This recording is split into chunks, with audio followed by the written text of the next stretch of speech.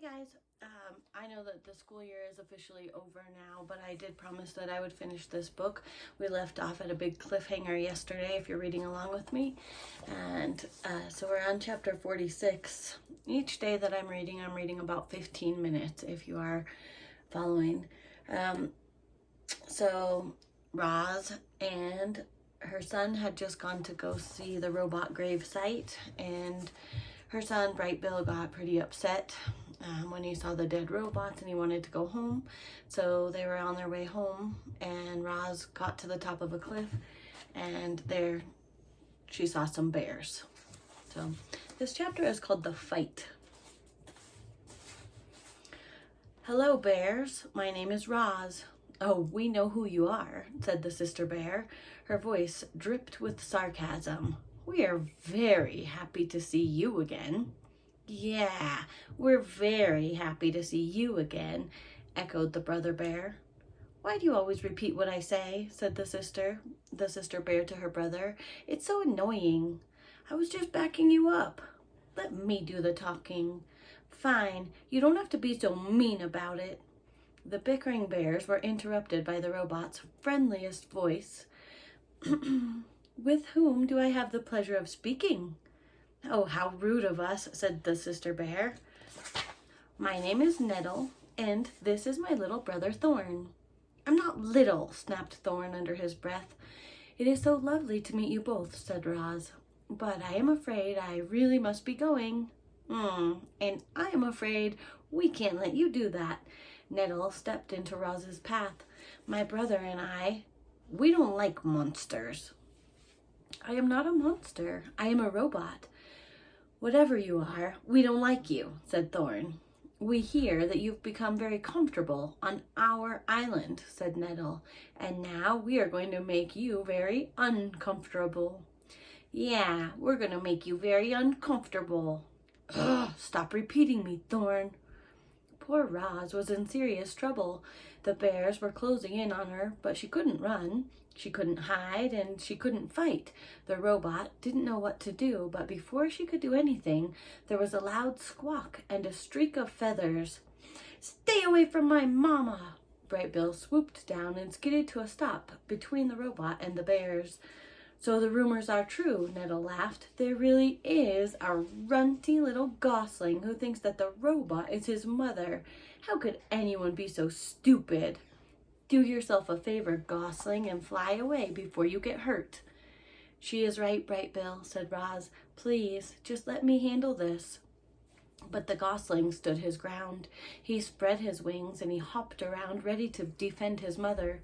The bears roared with laughter, and then with a flick of her paw, Nettle sent Bright Bill tumbling over the ground, over and over, until he flopped onto his back and he just stared up at the sky, stunned. "This is our island," snarled Nettle, "and it is time for you to go," growled Thorn. Roz made herself as big as possible. She banged her chest and she roared wild, angry sounds. But the bears were not intimidated, and they roared right back. And then they attacked. Nettle pulled Roz into a fierce bear hug while Thorn clawed at her legs. The robot tried to shake free, but the bears would not let go of their prey. Not this time. A cloud of dust bloomed around the trio as they thrashed closer and closer to the edge of the cliff. And then all of a sudden something burst out from the trees and onto the open cliff top. Mother Bear. She was gigantic, like a mountain of golden fur, and she was furious. It seemed like this would be the end of our robot.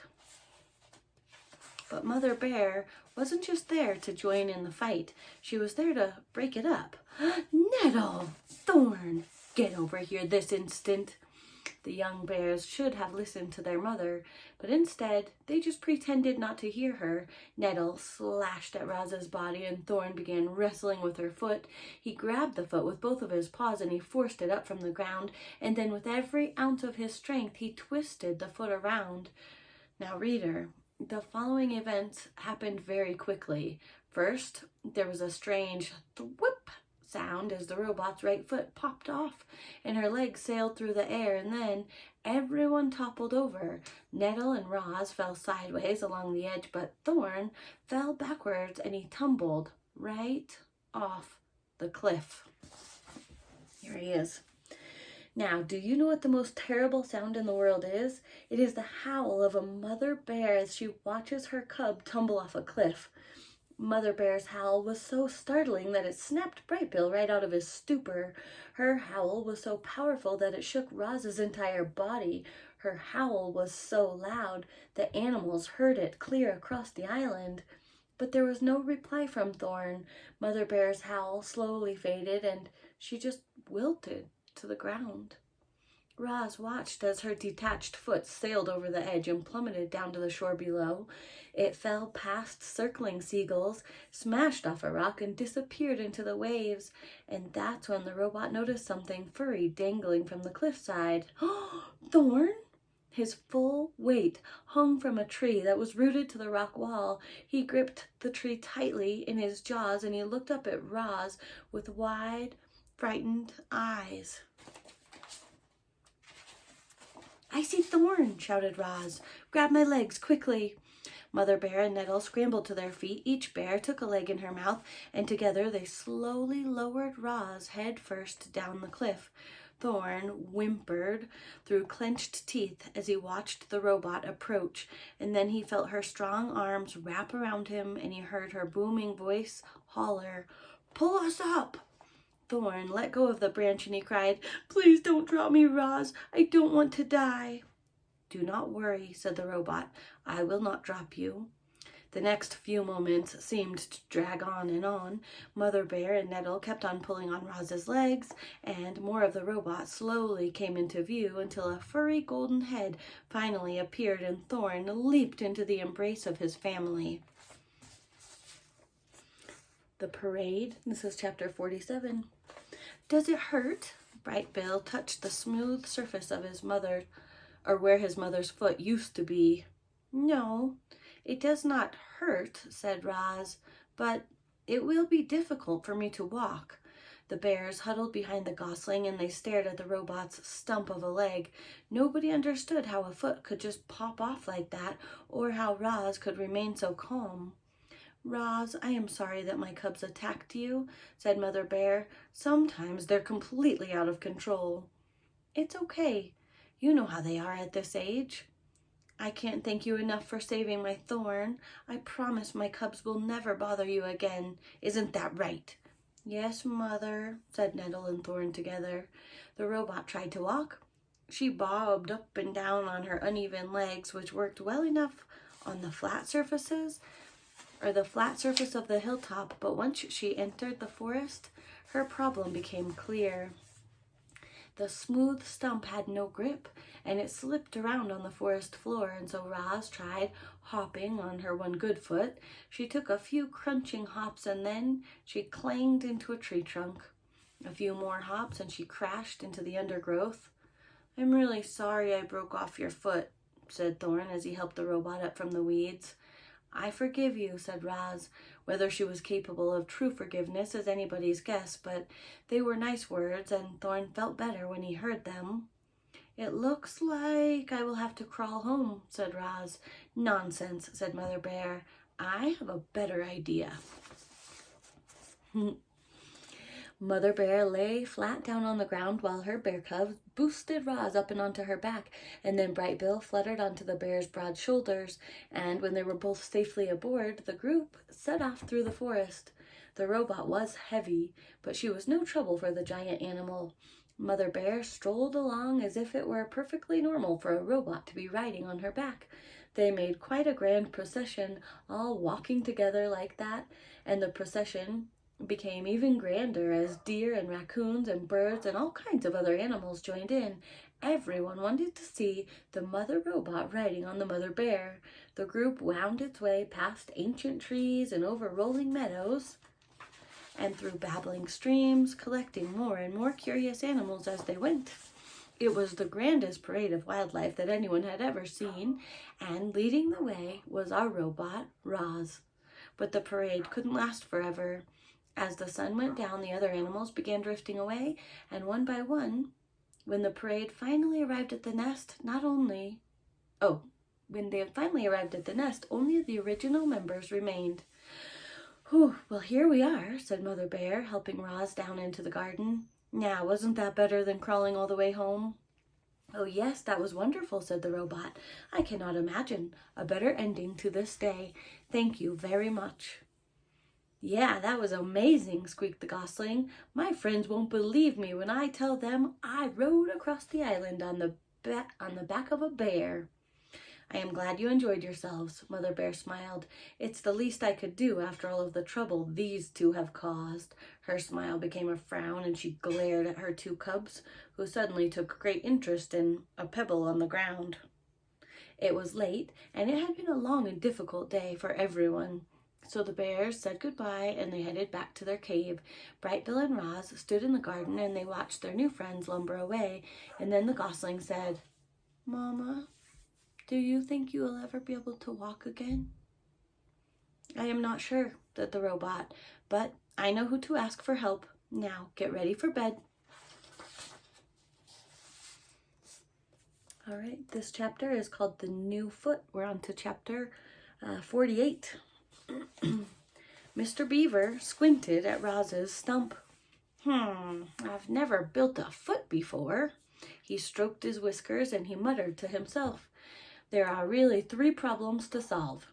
The foot needs to grip the ground, and it needs to be durable, and then there's the issue of fixing it to the leg. I might have to consult a few friends." "Will she ever walk again?" said Bright Bill. "What's that?" Mr. Beaver was lost in thought. "Oh, not to worry. You just sit back and you leave everything to me. I love a challenge." Mr. Beaver plunked into the pond and returned a while later, rolling a large section of a tree trunk. "Say hello to your new foot," he said, slapping the wood with his tail. "Hello, new foot," said the robot. "That's the spirit. Now, this beauty is from one of the hardest trees I ever chewed. I just need to make a few modifications." Mr. Beaver placed a piece of wood next to Roz. He squinted and repositioned the piece and then squinted some more. With his claws, he marked different spots on the wood, and then he put his big chompers to work. The beaver chewed and gnawed and carved up that piece of wood, turning it over and over in his paws. Chit-Chat looked down from a branch and chattered through the quiet moments.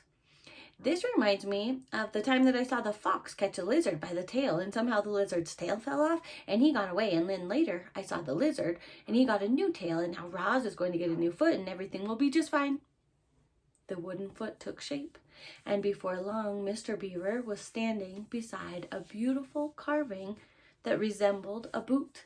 He tried to slide it over Roz's stump, but the opening was too small, so he scraped out more wood until it was a perfect fit. "Very good," he said, spitting out a wood chip. "My friends should be arriving any minute with the next few things that we will need." And there they are now. I would like you to all meet Bumpkin, Lumpkin, and Rumpkin, but I call them the Fuzzy Bandits. 3 fat raccoons shuffled into the garden, dragging a tangle of vines behind them. "Good day," said Bumpkin. "Good day," said Lumpkin. "Good day," said Rumpkin. You might already know this, reader, but raccoons have very nimble hands, and the Fuzzy Bandits used theirs to skillfully tie those vines around the robot's leg and around her new foot. The vines caught nicely on all of the dings and dents and scrapes, and once they were tied good and tight, Mr. Beaver threw back his head and he hollered, "Trunk tap! We could use your assistance." There was silence. And then 3 quick taps echoed down from the forest canopy. "Ah, that'll be him," said Mr. Beaver, smiling. A very handsome woodpecker swooped into the garden. "You called?" came the woodpecker's musical voice. "Indeed I did. Everyone, this is my woodpecking pal, Trunk Tap. Now, Trunky, we need some tree resin, the really sticky stuff. Can you help us out?" "Of course I can," said the woodpecker. "You've got a perfect pine right there." I'm letting my dog out. Sorry, guys. Trunk Tap hopped over to a crusty old pine tree and pecked a few deep holes in the bark. Thick, syrupy resin began oozing down the trunk, and Mr. Beaver scooped up handfuls of the resin and smeared it all over the wood foot and the vines until everything was glistening with stickiness. And when the resin dried a short time later, Roz's foot was finished. "This is wonderful," said the robot as she strolled around her garden. "I am as good as new." Mr. Beaver and Trunk Tap and the Fuzzy Bandits went away feeling pretty happy with themselves. They had done a very nice thing, but it was the first wooden foot that any of them had ever made, and within a week the vines were coming undone and the foot was sliding loose, so they returned, determined to get it right. They found even harder wood and even tougher vines. They experimented with resin, heating it by the fire, letting it boil and thicken until it became an indestructible glue. They kept tinkering with their design until finally Roz had herself a wooden foot that she could rely on. Huzzah! Mr. Beaver rapped his knuckles on the new and improved creation. "I knew we would get it right." Roz moved slower than before, and she had a slight limp now, but she was back to her old self again, and that was a relief to everyone, especially Bright Bill. All right, we're going to stop there for today. Tomorrow we'll pick up with chapter 49 called The Flyer.